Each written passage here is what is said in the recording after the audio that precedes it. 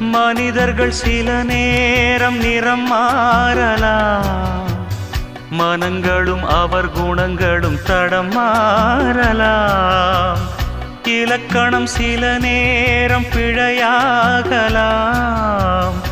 எழுதிய அன்பு இலக்கியம் தவறாகலாம். விரல்களை தாண்டி வளர்ந்ததைக் கண்டு நகங்களை நாமும் நறுக்குவதுண்டு. இதில் என்ன பாவம், எதற்கிந்த சோகம்? கிளியே நலம் வாழ என் நாடும் என் வாழ்த்துக்கள், தமிழ் கூறும் பல்லாண்டு என் வார்த்தைகள்.